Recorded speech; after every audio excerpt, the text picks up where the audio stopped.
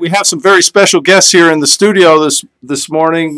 We'd like you to see from the town of Poughkeepsie K-9 unit. We have Officer Marino and Officer Mikulik, and the dogs' names are K-9 Robbie and Kyle.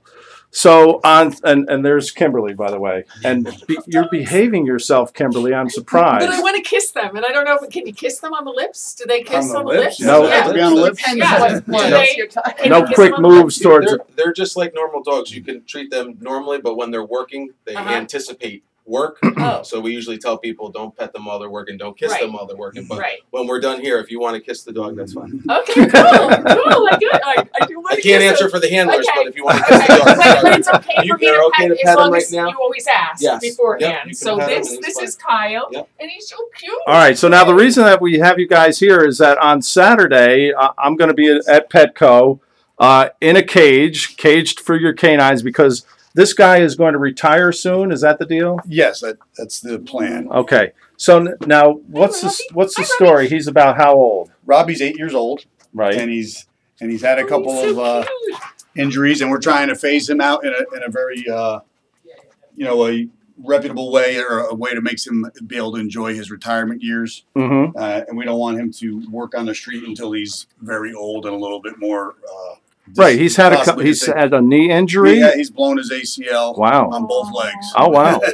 Okay, so now give people an idea of how important the K-9 unit is to the town of Poughkeepsie and in police work in general. These dogs do everything, don't they? Yes.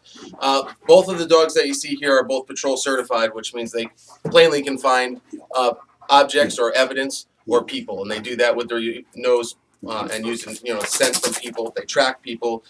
They can find them in buildings if they have broken in. If they take off out into the woods, the dogs can locate things a lot faster than the officers can.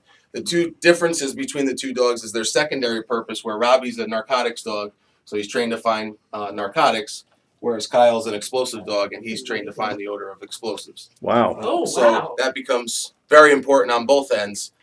Narcotics, self-explanatory, and in this day and age with all the terroristic threats and things going on, we decided to put a dog on that could find explosives. And now, of course, with the heroin situation worse than it ever has been, these dogs are working probably 24/7, I would think, huh? Robbie has had a ton of fines for heroin and crack and things like that. I'll let Officer Marino explain. Yeah, no, it's obviously more and more common these days, unfortunately, and sometimes when the officers have the ability to develop probable cause, they'll call the dog in to assist them in locating the narcotics.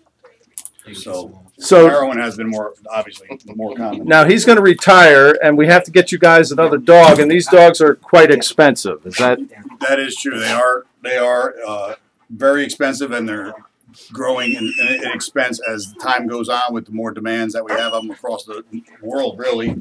So the dogs now are somewhere between $8,000 and $10,000. Wow. And then there's also other initial costs when you get them for having them vetted that are pretty extensive and expensive. So it all adds up very quickly. And our department has always been taking pride in the fact that, we don't add a cost to the taxpayers. We fundraise for the dogs. Right. Now, why is it these dogs cost so much money?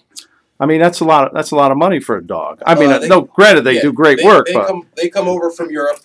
We use an importer in Connecticut. She imports over to Connecticut. They come from Slovakia. Our dogs do. A lot of the dogs you see working in the area are imported dogs. And it's just plainly put, the Europeans have been breeding dogs for this purpose since the beginning of time. So they just have a much better breeding program. You can get dogs in this country that people breed, and they might have one specific dog that they show you, but if you develop a problem with it, and you have it, then you own the problem. Whereas when you go to someone who imports them, if you have a problem, you can bring them back and swap them out for a different dog if there's a training issue or something like that. So it's just the return policy and everything else. The price goes up. Dogs prior to dogs prior to 9/11 were a lot cheaper. Once 9/11 hit, demand for dogs went way high. Damn. Stay. Went way high, and then we have to contend with jet fuel and shipping costs and everything else. So every time something happens where gas goes up or something like that, the price of the dogs go up. Right, and also I think people are familiar with the fact that He's still a young guy, right? And Kimberly's probably getting him. I know.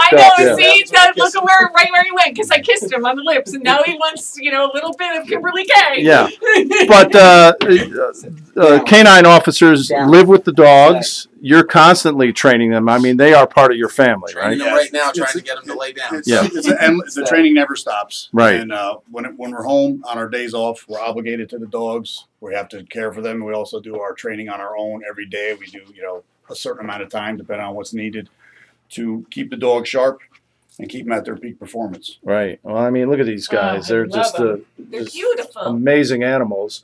So I'm going to try and see if we can help raise a little bit of money to get you guys a new dog. On Saturday at Petco, I'll be caged for the K-9s.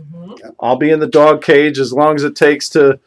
Well, I'd love to get $8,000 so you could get a new dog right off the bat, but it's going to take a lot of people donating on that. So come on out Saturday, Petco, right on Route 9 in Poughkeepsie, and make your donations. Now, do you guys have anything set up as far as a phone number that people are going to be able to call, or any kind of information that they can take a look at on a website? We were going to get it on our PBA's Facebook page.